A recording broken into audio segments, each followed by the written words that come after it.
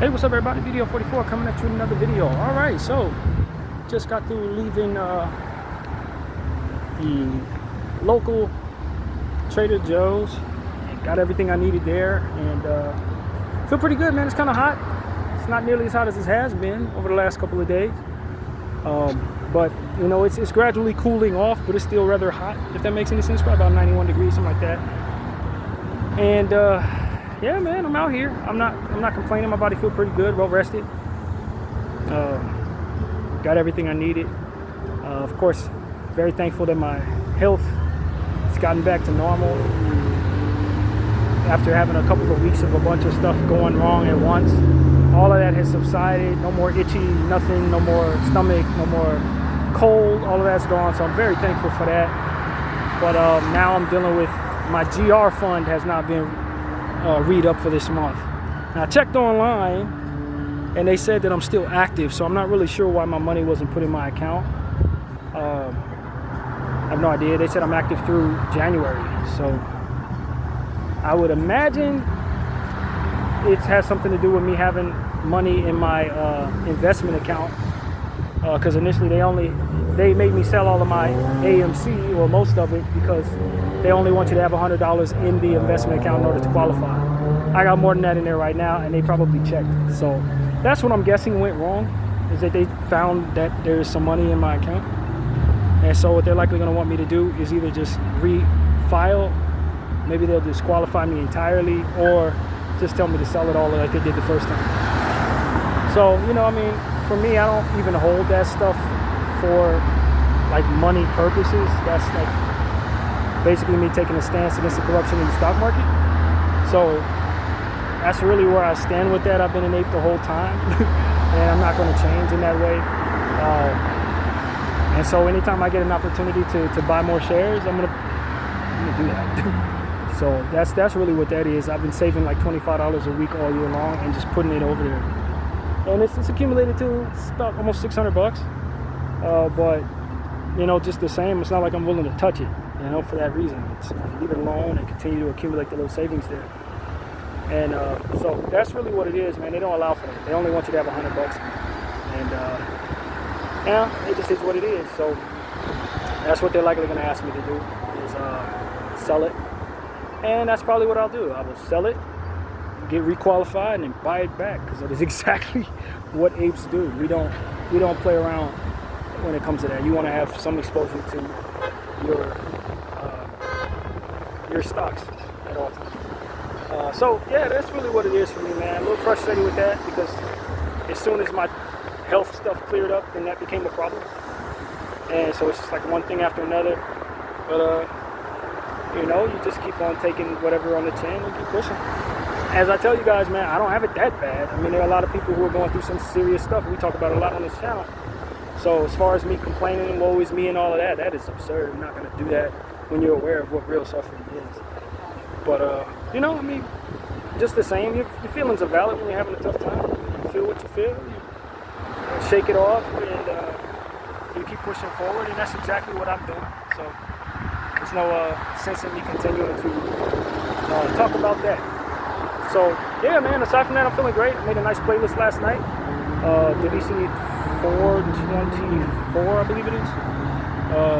Collection of different Afro beats, R&B, pop kind of 100 beats per minute type stuff, dance. It's a lot of different vibes on there that I really enjoy putting together.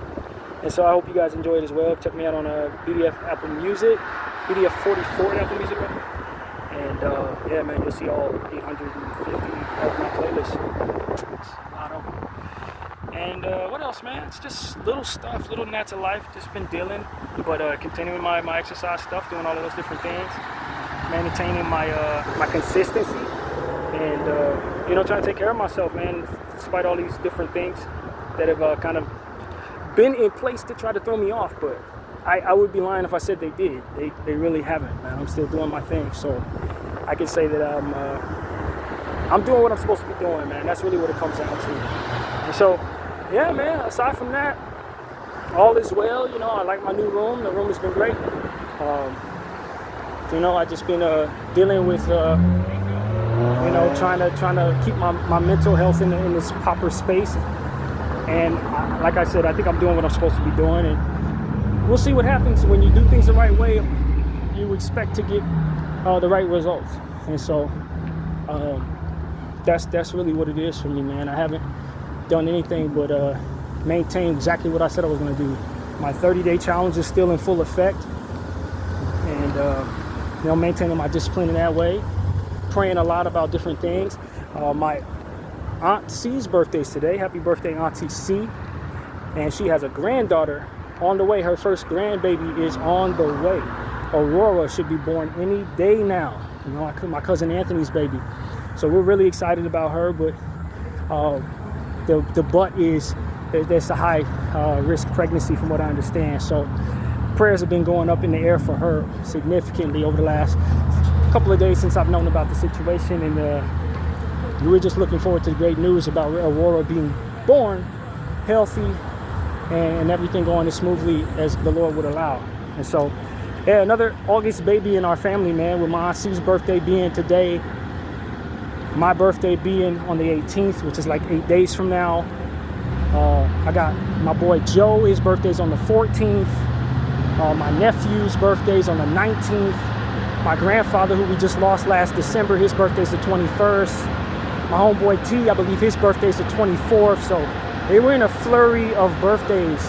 A lot of people that I know, including myself, were all born the second half of August. And Leo babies and Virgo babies up and down the board, man. So, it's pretty exciting. As far as myself, I think my birthday is like an afterthought this year. It's not a whole lot to celebrate when you kind of just living by yourself, and I don't really celebrate myself like that, to be honest with you. When my mother was alive, we celebrate birthdays and stuff like that, and at times during different times in my life I may buy myself a video game or buy myself some weed, but none of that stuff is in my life anymore. And so I really don't have any plans for my birthday other than to maintain my goals. That's really what it's about for me. Keep taking on the chin all the stuff that's come my way and maintain my focus. And if I can do that, I've received what I want to receive on my birthday. It's not about what I'm receiving, it's about what I'm displaying. That's most important to me this upcoming birthday. How have I maintained this 30-day challenge? How have I maintained my exercise routine? How have I maintained my positivity despite some things not being so favorable coming my way? That's really what it's about. How well am I budgeting this money that I got to budget? Those are things I'm honestly most interested in coming up on my birthday, not celebrating in any way or going out in any way or buying myself anything. If anything, I definitely should not be buying myself anything. And so when you get to this age, you don't have no kids, you don't have a wife, you celebrate being alive every day. You don't celebrate a birthday necessarily. I'm not knocking anybody who does, though. I think it's a great opportunity to celebrate, and anytime you have an opportunity to celebrate, I think if it's within your DNA to do so, you should probably be excited about that. But for me, it's going to be in just another day. I expect it will. And so, it's a lot of things that I'm asking the Lord to do for myself and others. And if I want anything for my birthday, it's for Him to answer those prayers. Give me the strength that I've been praying for. And I think He's done that already. So I think the strength that I'm looking for, I'm already showing myself that I have. So I felt last season, the Lord was telling me that He wanted to work on me that season and kind of help build my character a bit more. And when I look at where I'm at right now in the summertime, I feel like He did that. He did that exact thing. He made me I felt like I've become a significantly more disciplined, more focused, and more connected to God person right now than I was just 3 months ago. And it's been some humbling things that have made that possible, but more than anything, it's just been consistency in prayer and consistency in doing positive things, man. And that's ultimately what I think has worked for me. And so, yeah, man, just trying to maintain that. Trying to think of everything I can to be as positive as possible. And ignore negativity and take on the chin anything that otherwise is supposed to knock me off of my focus. And so that's really what it is, man. I've been praying a lot about the people in Gaza. I've been seeing, continuous footage of people who've been starved to death. I heard of more stories of ridiculously cruel things being done to those people. The latest thing that I heard was that they were burying children alive. Israel is, IDF soldiers were burying bodies that were in bags that were still moving in the bags, kicking in the bags. So that's why I say to you guys, whatever I got going on, whatever's bothering me or whatever it is, it ain't nothing in comparison to real suffering, man. It's not real suffering. When somebody did something you don't like, somebody brought you some bad news, it's not real suffering, man. When you hear about what's going on in Gaza, it brings everything into perspective. I don't think many of us in America are going through nearly as close to what it is they're going through. Where not only could you be suffering, but everybody you know is suffering or dead. You know what I mean? That's just not, there's nobody I've ever heard of that can relate to that other than them in this era. The genocide is something that's unique to those who are suffering it. And I'm humbled by the understanding that I just don't know anything about that suffering. So anytime I have a difficult time or anytime I feel like something's going on, I still feel like I have so much to be thankful for. And I think that is both a gift and a curse. A curse knowing that somebody else is suffering if you care about that sort of thing, and a gift knowing that you're not suffering that bad, even when you are suffering. So you bring it all into perspective, and you just thank the Lord that your surroundings aren't rubble. You thank the Lord that the people around you aren't dead bodies that you're stepping over or starving to death, or stuff that people who are alive today are actually going through, man. Actually going through. It's not anything that we can say we only saw in the movies. This is happening to people, and they're being done to them by people. And I think about what's going on in Sudan right now. 700,000 people are also starving. Starving levels have reached a new low there, just like they have in Palestine. I just, I understand that I'm right next to a Del Taco. If I need something to eat, I can go in there. It really comes down to it. There's nothing close to comparable that I can relate to that. What frustrates me is that the urgency is not there to help people.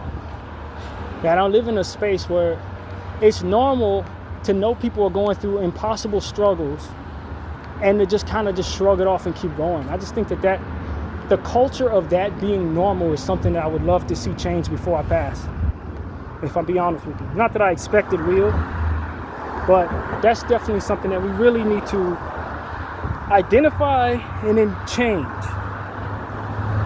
Just the American way of doing things, it just looks so callous. We're so focused on what we're focused on, man. I was listening to a podcast this morning that I love listening to. And everything that's ever sounded normal to me, everything that's ever seemed normal as it pertains to our topics of conversation and our interests and the things that we have urgency about and the things that we don't, they all just seem so dystopian at this point to me. It all just seems like we're so far detached from things that we actually affect, that hurt other people. And we just shrug it off and say, well, it's not happening to us, and thank God for that, and let's keep focusing on what we're focused on, and have our tolerance levels be significantly higher than what other people are forced to face with every day. We could not stand even a fourth of what they're dealing with, but we will complain about a fourth of what they're dealing with just the same. It just gets to a point where it's like, I almost feel like the rug has been pulled out from underneath me, or the wool has been pulled from over my eyes, and I just see how awful this place actually is as it pertains to just being comfortable with other people suffering, just being comfortable with allowing for things to go unsaid when it's needed that we communicate to give voice to the voiceless. It's we're detached in a very dangerous way for other people, you know? And we just calmly go about our lives, calmly go about measuring things the way we do, calmly go about judging things the way that we do. I was listening to a podcast this morning. They were essentially saying, you know, just in our little bubble where we like, if you don't have your life together, if at a certain age, then you don't have, you're just going to be stuck in a bad space and it's your fault. And based on the parameters here, but do you say that to a Sudanese person? Do you say that to a Palestinian person today? Do they relate to that? When their poverty and their doing bad is forced upon them by other people? Or does that only apply to the privileged who happen to be born here? I just think that we're so far detached from other people's suffering, and because we don't see any of it as around us, or we haven't gone through it in the past and overcome it, we don't care. And that detachment is just, it's offensive at this point when you see what's going on in the world, when you actually are able to, you know, witness the aftermath of these sufferings. When you turn on channels and look at people who are having conversations that don't really even acknowledge that such things are going on, or that they have any responsibility to acknowledge such things are going on, it just gets to a point where you start wondering, like, where am I at and why am I here? What are we doing in this world of ours where we allow people to suffer and don't have anything to say, where we allow our tax dollars to force their suffering and continue to pay those taxes? I just don't quite understand how we ever allowed ourselves to be this way. I mean, I look at myself, I'm turning 41, I don't have my life together, but when I measure it against what's going on in these other places, I'm rich as hell. Like, I'm rich as hell. Not just like doing okay, significantly wealthy. It just doesn't make any sense how we can allow ourselves to feel so little for other people, and yet have so much to do with what they got going on. And so that's my take. Hey, buddy. Hello, friend. And so that's my take on things. I just want to see us all get to a space where we're not so far dystopian in our nature. Hey, what's up? What's on your mind? We're not so far dystopian in our nature. When we find ourselves looking at what we're seeing online in this Instagram era of ours, where we get to see, in this TikTok era, where we get to see the suffering going on in other places, our opinions about what is acceptable amongst us should adjust to that. This classism thing, it shouldn't be as cute to us. You know what I'm saying? These cultures where we do each other wrong on purpose, it shouldn't be as cute to us anymore. And that's what viewing all of these different images and seeing all of this different stuff has done to me. It's made me not be impressed with things that were otherwise considered impressive in the past. You know, and that's what I want to say, man. We just got to adjust. There's real things going on in this world. And I don't know how long it's going to take for us to catch up to understand it. That not only are these things happening, but that we have a lot to do with it. And that us being this way has a lot to do with it. That it's hard to maintain doing things underneath our noses if we're all raising the requisite amount of ruckus to bring awareness to our outrage about it. We can do something about it. We don't believe we should. And that, I think, speaks to a lacking in our character. And so that's what I see here. I'm ashamed of how I used to be. I'm ashamed that I ever complained or allowed myself to feel down about anything in my life within reason, if I'm being honest. Because obviously if you lose your mom or something like that, go through certain types of traumas. That's a real thing, no matter what.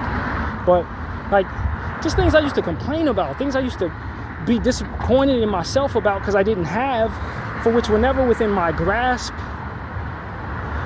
never within my reach, rather. I couldn't even get to these things. You allow yourself, your esteem to be lowered by, things that are not even reasonable. Allow ourselves to become, purposefully useless to the solution to other people's problems, just simply because we don't live up to measures that really aren't even possible to begin with. And all the while, the people who are at the top of that, we respect them above ourselves. We respect them as they're placing all of these things in our midst in a million different ways, for which to be influenced by and ultimately sad about, or whatever the word would be. I don't know where we're headed, but I don't think we can stay where we're at and expect to be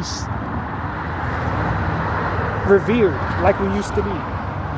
Because we're not the only ones with the ability to see what's going on here as it pertains to this genocide and it pertains to the different things that are going on in this world.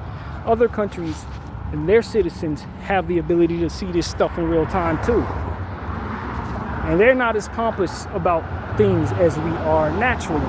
So our international reputation is just going to continue to deteriorate.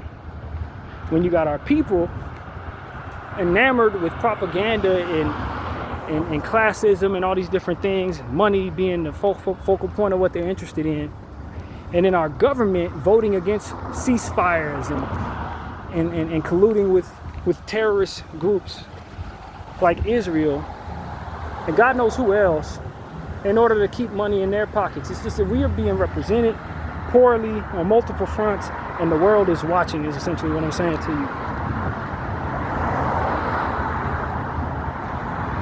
And I don't want to be somebody who's remembered for not being able to step out of that to his best degree. I want to be known as somebody who tried his best to shake that off in his lifetime and try to stand for something while everybody else was still warped by the programming of selfishness and shallow nature. I believe in God, man. And so I know that I can't be perfect. I'm not a God. I don't have the ability to change the world with everything that comes out of my mouth. End wars or win wars. And I don't have that capability. I don't expect any one man has that capability, even the wealthiest of them. But we can do more. We can do our part. We can snap out of the bullcrap, so to speak. We could take a look at our norms and realize, we are behaving as if we don't care that people are suffering, that we don't see that they are suffering. One of the things that I find myself not wanting in my life is to be suffering, surrounded by individuals who could care less. That's a reality for a lot of people in this world. They're surrounded by countries and governments, sometimes people that look just like them, who don't give a damn about their suffering, who will hear them cry out and just continue eating a sandwich or whatever they're doing. That seems like one of the worst realities that I can fathom, is to be going through something and not have no one at all care. Everyone be aware of it, but nobody actually care. No one actually answer the call. Everyone just sit there watching you bleed out, shrugging, saying, not my problem, I'm not going to do nothing about it. What else is going on throughout the course of the day? That indifference, that seems like one of the worst realities, man. And I think that we are contributing to that for a lot of bodies. That's a crying shame in my opinion, man. So that's really what I got to say, man. I prayers out to everybody who's going through real suffering, like unprecedented suffering to the world around me.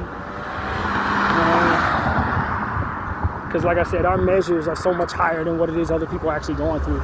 Like I couldn't even fathom not being able to have this, and this. Meanwhile, somebody's like literally going without all of those things and more. And I would lose my mind if I had to go through, or somebody has lost their mind because they don't have those things. Like, and it's just like, I'm kind of sick of it, of being in a circumference where everybody's just like that.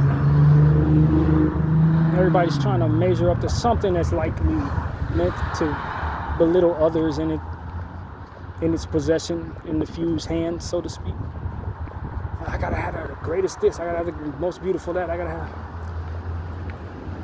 And if they had as much urgency about contributing to the world's solutions, if they had as much of their ambition pointed at being a solution, we would have less suffering in this world. You got all these great, smart, intelligent, whatever the word would be, people trying their best to measure up in a shallow world. And the effectiveness of that culture around them has made even the smartest of them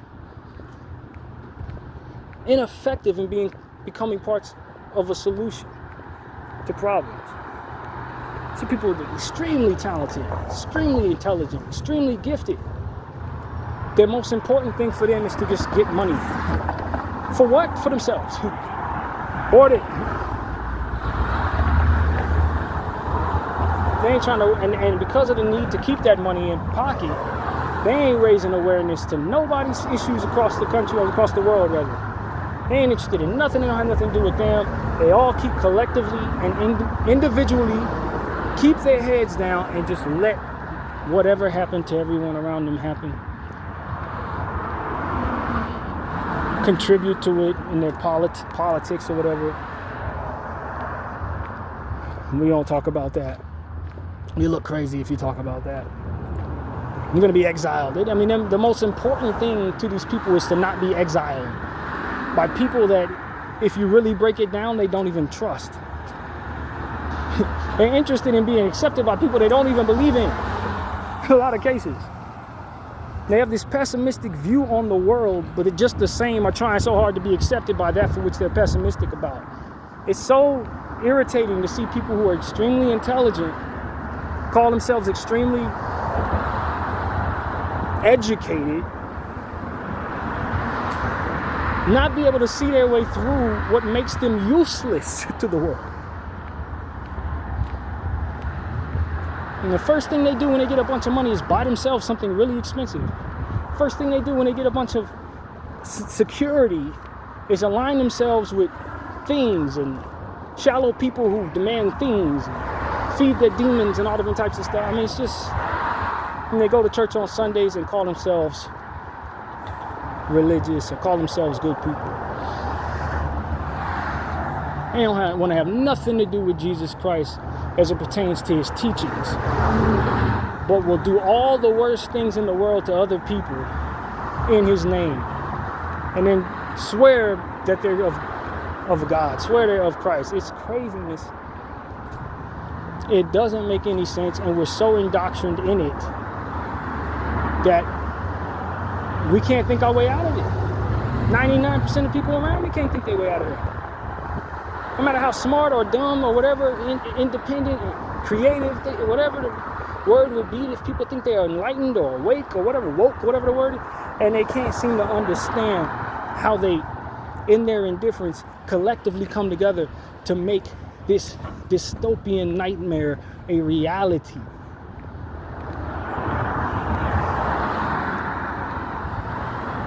I'm so tired, man. And that's really what it comes down to for me. I'm just like, man, I'm in a space in my life where I turn to God when I feel discomfort.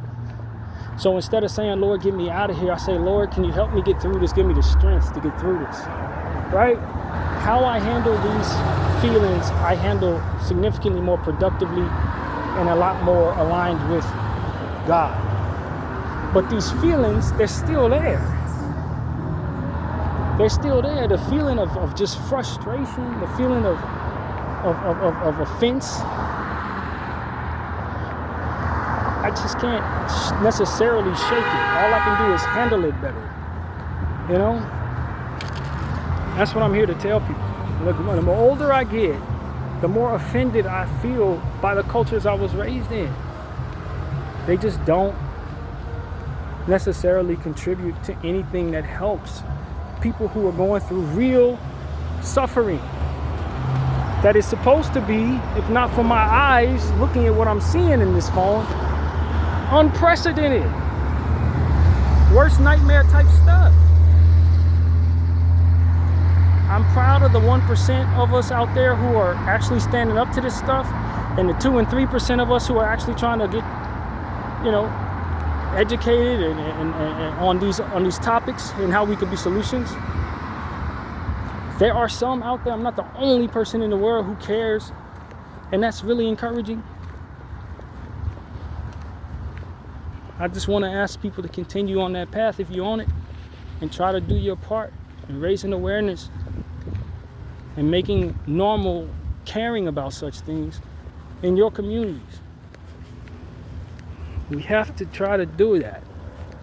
If we're going to save humanity, we have to become human. And that's a real statement I just said right there. Because a lot of us call ourselves human beings, but our humanity is shot or capped off by the parameters of our cultures that come together to get along with one another instead of challenging one another to be better for others.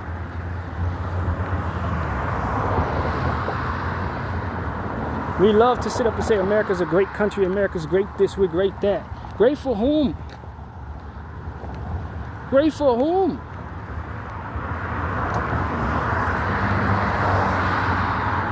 Y'all got enough food that you throw away every day that could feed people who are starving. We are aware they are starving, and we feel no urgency to send them any food. That is, in and of itself, lacking in humanity, no matter how good of a person you want to call yourself. There's food, we throw it away, and we find no urgency as a collective group to use all of our ambition, all of our voice, all of our outrage to assure that people have it.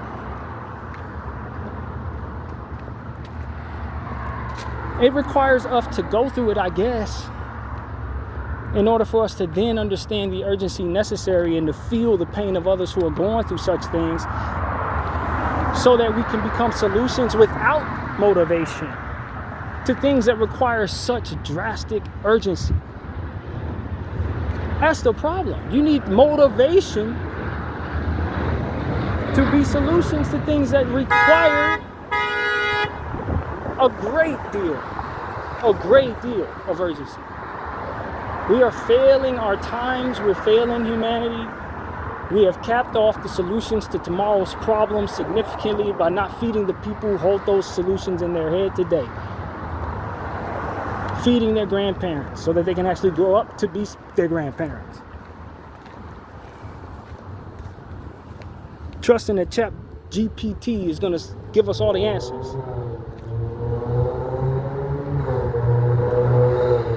And welcoming death to those who will find solutions. I'm so tired. I'm so tired of this, man. That's what it really comes down to for me. At this point in my life, for my 41st birthday, I'm just like, man, just let me do things the right way. Like, God, I'm feeling the same old feelings, but I want to handle them the right way. I'm going through an era in my life where I'm not getting the greatest of luck in the little areas that I need, but I'm still aware of what real suffering is, and I'm not feeling it. I'm thankful for that. It's not natural for me not to be down. But I know that allowing myself to be down makes me just as useless as the people I'm complaining about. And so I'm not up for that. I'm not up for being down. I'm like, God, this is what it is. Praise you for everything you've done for me. but I need you to make me a significantly better person against that for which comes naturally to the world around me. I want you to make me more compassionate, make me more of a aware individual, raise my voice for the different things that need to be raised so that I can bring a better reputation to my name than those who are standing back doing nothing, aware of different things that are happening for fear of whatever exile that they ultimately are fearing, being on the outside of whatever they don't want to be on the outside of. I want to be on the outside of those things. I definitely want to be on the outside of those things. If people are ambitious about being a part of things that force them into being indifferent to the suffering of others, keep me on the outside of those things, Lord. Whatever it is they want, I want not to have anything to do with it. If your group or your clique needs to shut up about genocide, I want to be on the outside of that clique. If your politics are only interested in you getting money and your people getting money and everybody else fend for themselves, what have they done for me lately? I don't want to be part of those groups. You understand what I'm saying? If we're just going to continue to siphon ourselves off in the corners where we only care for ourselves and want to hoard everything away from everybody else, I don't have nothing to do with it. Keep me on the outside of that, man. I will walk alone for the rest of my life before I think it's worthy for me to walk amongst you who do that and who think that is necessary. Keep all of those things that you must have. That luxury, that beautiful house, that beautiful woman. If she's a part of that collective agreed to not care about others for the sake of our image, I don't want that image and I don't want that woman. I don't like that. I don't like any of that. I don't want to be in that house. If that's what y'all practices is in that house, if that's what your practices is on that beautiful beach, if that's what your practices are in that wonderful, island or whatever, if that's what y'all doing over there, is ignoring the suffering of starving babies, believe me when I tell you, you make that beach ugly. Your spirit, your cultures, your indifference, your parameters, your complaining about the little concern that you have makes paradise hell. For those of us who are sensitive enough to feel energy, your energy is bad. You make a good place bad. That's what I want to say to all you elitists out there. All y'all too good for everybody else. I'm better than everybody because I got more than everybody in. Look at what I have. Look at me. All that type of stuff. Y'all got ugly energy, man. I don't want to be around you. We all got our nose up in the air and we're going to eat our caviar while everybody else starves or will laugh about it. Ha ha ha, that type of stuff, man. You're ugly people. I don't want nothing to do with you. Whatever it is you want, I want away from it. That's where I'm at this stage in my life. I'm offended by all of that. That stuff is ugly to me. The culture in my mind tells me those are the people I need to steer clear of. Avoid them like bad smelling food. Get away from them. That's exactly how I feel about all of y'all who think that way, who live that way, who practice that way, who teaching your kids that is the way to go. I don't want to have nothing to do with that. I'm trying to go my own way. I will develop my own culture. We would be cool over here and you exile from this. Video 44, I thank you all for watching.